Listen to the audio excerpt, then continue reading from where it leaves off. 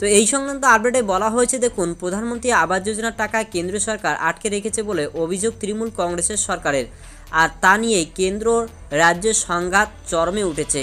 এই আবহে এবার নবান্নে এলো পত্রাঘাত।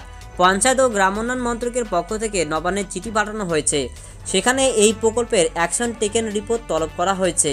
এই প্রকল্পের কাজ দেখতে কেন্দ্রীয় প্রতিনিধি দল রাজ্যে এসেছিল, তখন কয়েকটি জেলায় অসঙ্গতি পেয়েছিল। এবার সেই কথা উল্লেখ করা হয়েছে চিঠিতে। অর্থাৎ আপনারা জানেন যে ইতিমধ্যে যে অসঙ্গতির কথা বলা হয়েছিল, সেই অসঙ্গতি দেখেই কিন্তু রাজ্য সরকারকে চিঠি পাঠিয়ে দিয়েছে কেন্দ্র সরকার, তেমনটা বলা হলো।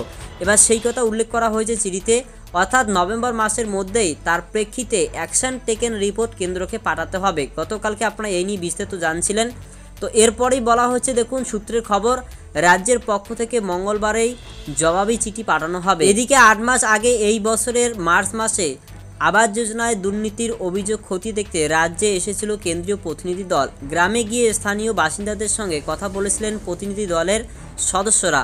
ওই প্রতিনিধিদের সঙ্গে ছিলেন শাসক, বিডিও সহ প্রশাসনের অফিসারেরা। তারপর রিপোর্ট জমা পড়েছিল কেন্দ্রের ঘরে। সেই রিপোর্টের ভিত্তিতে বাংলায় আবাস যোজনার বরাদ্দ বন্ধ করে দেয় মোদী সরকার বলে অভিযোগ। এই টাকা বন্ধ হতেই 100 দিনের কাজ প্রধানমন্ত্রী আবাস যোজনা নিয়ে বাংলায় আর্থিকভাবে বঞ্চিত করা হচ্ছে বলে অভিযোগ তোলা হয়। নয়াদিল্লিতে প্রতিবাদের ঝড় আছড়ে পড়েছিল, কিন্তু তারপরও কাটনি জট, বরং এলো পত্রঘাত। এদিকে বলা হয়েছে, দেখুন, অন্যদিকে যতবারই কেন্দ্রীয় সরকারের বঞ্চনা নিয়ে রাজ্য সরকার সরব হয়েছে, ততবার কেন্দ্রকে সাফাই দিয়েছে।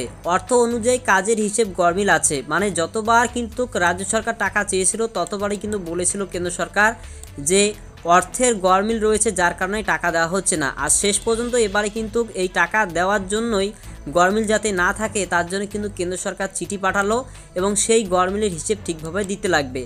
কেন্দ্রের এই দাবি মোটেই সত্যি নয় বলে জানিয়ে রাজ্যের পক্ষ থেকে পঞ্চায়েত দপ্তরের মন্ত্রী প্রদীপ মজুমদার সমস্ত রিপোর্ট পাঠিয়েছেন। তারপরেও জটিনি বকেয়া, উল্টে এলো পত্রাঘাত। কী ছিল কেন্দ্রীয় প্রতিনিধি দলের রিপোর্টে? কেন বন্ধ করে দেওয়া হলো বরাদ্দ? রাজনৈতিক প্রতিহিংসার অভিযোগ তুলেছেন মুখ্যমন্ত্রী। পাল্টা চিঠি এলো নবান্নে। সূত্রের খবর, নদিয়া, কালিম্পং, দক্ষিণ 24 পরগনায় এই প্রকল্পের অসঙ্গতির কথা লেখা হয়েছে চিঠিতে। তার সঙ্গে যোগ করা হয়েছে 2 মেদিনীপুর এবং পূর্ব বর্ধমানকে। এছাড়াও বলা হয়েছে, দেখুন, যে কেন্দ্রীয় প্রতিনিধি দলের সফরের 8 মাস পর এই চিঠি কেন এলো, এই চিঠি আগে কেন পাঠানো হয়নি, সেই নিয়ে কিন্তু প্রশ্ন উঠছে। তবে 30 নভেম্বরের মধ্যে রাজ্যের অ্যাকশন টেকেন রিপোর্ট পাঠাতে হবে নয়াদিল্লিকে।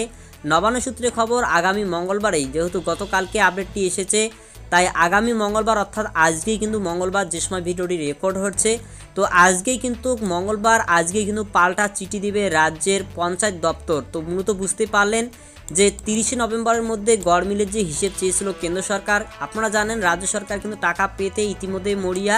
টাকা যত তাড়াতাড়ি পাবে ততই ভালো, আপনাদেরকে দিতে পারলে ততই ভালো। তো সেই অনুযায়ী কিন্তু রাজ্য এবারে প্রস্তুতি একদম তুঙ্গে। আপনারা দেখতে পারলেন যে আগামী মঙ্গলবার, মানে আজকেই কিন্তু সেই নিয়ে পাল্টা চিঠি দিবে। তো এ বিষয়ে তৃণমূল কংগ্রেসের রাজ্যসভার সাংসদ শান্তনু সেন বলেন কিন্তু এই কথাটি। 11,36,000 মানুষের বাড়ির টাকা 8,500 কোটি টাকা প্রথম কিস্তির আটকে রেখে দিয়েছে।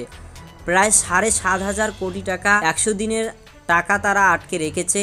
2024 সালের লোকসভা নির্বাচন এগিয়ে আসছে। তৃণমূল কংগ্রেসের সঙ্গে রাজনীতিতে পেরে না উঠে প্রতিহিংসা পরায়ণ হয়ে বাংলার আর্থিক বঞ্চনা করছে।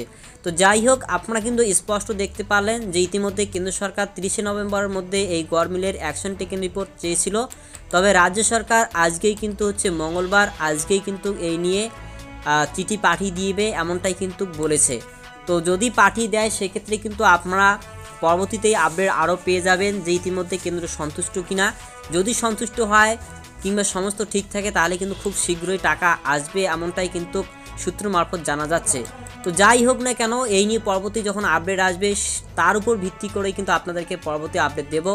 আশা করছি ভিডিওটি আপনারা বুঝতে পেরেছেন। ভিডিও ভালো লাগলে লাইক করবেন, চ্যানেলে নতুন হয়ে থাকলে সাবস্ক্রাইব করে আমাদের সাথে থাকবেন পরবর্তী নেক্সট আপডেটগুলি পাওয়ার জন্য।